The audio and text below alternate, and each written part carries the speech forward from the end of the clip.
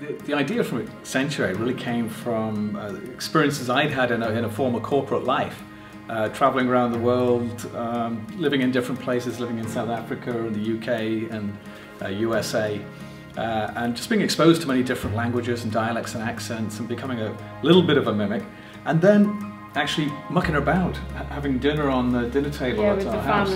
The family, with Fiona, and then just asking Fiona, after a few glasses of wine, could you, recite this quote in a French accent? And actually her French accent was her Indian, was her Yeah, German. it was pretty awful generally, my attempts. But it was just having that laugh around the table that made us realise that actually there's a bit of fun here. Is there something we could do with it? Is there some kind of gameplay we could put around it? And I think that was the epiphany, that dinner. We knew from the outset that it was absolutely pivotal that the brand image of the game was either going to make it a success or was going to lead to it being a failure and just fizzle away. So we were absolutely not prepared to compromise. And we looked at a whole bunch of, and we wanted to keep it local agencies through Liverpool and Chester, and we didn't really look in Manchester. And we just weren't getting that feel, we weren't getting that vibe. We'd go in and they had a business development manager that would talk to us in a separate room, and I could see the managing director of that company outside chatting to his team, and not once did he come in and say hello. And that told me something about that business and the passion that they had for their customers. And when we went to everyone, they had 5 or 6 people around the table. They had the managing director Simon there, and all of the key designers and all the key creative people there. And I think what blew us away was they just bought straight into the DNA. They bought straight into the vision, and they knew that we weren't going to compromise on how that vision, how that game was going to look. We were looking for that one-stop shop.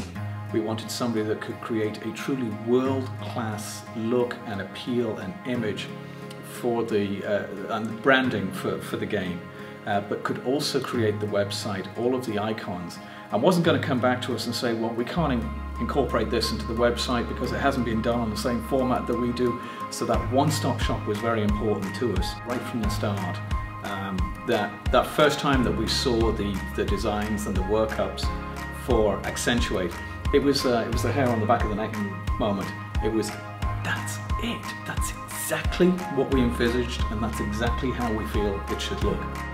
The team were great at pulling together our 30-second animation to show the gameplay that we ran through cinemas in the Northwest for our first Christmas season, and we really saw a kind of uptake in the sales in those particular regions. We ran that kind of media. We actually asked everyone to help us with our appearance on Dragon's Den. Even though we had a great website, it was a world-class website, transactional, what we'd learned is that virtually everybody's website crashes on the night of their broadcast on Dragon's Den because they're getting about 30,000 hits in 10 minutes. And the every1 guys came up with a very elegant solution to create a static page that took away from the normal transactional website that we had and stripped it bare and directed people to where they could buy the game from. So working with every1, we alleviated that problem and we had the perfect solution on the night. Yeah. So it was very much almost being kind of consultants and partners for us, and as Fiona said, just the kind of dovetailing with our DNA and our culture and just the way we operated. Not treating us as a client, but really, how are we going to help Accentuate grow that's going to help us to grow and improve the image of Accentuate, improve the image of everyone. And that's what we were looking for, that joint synergistic approach.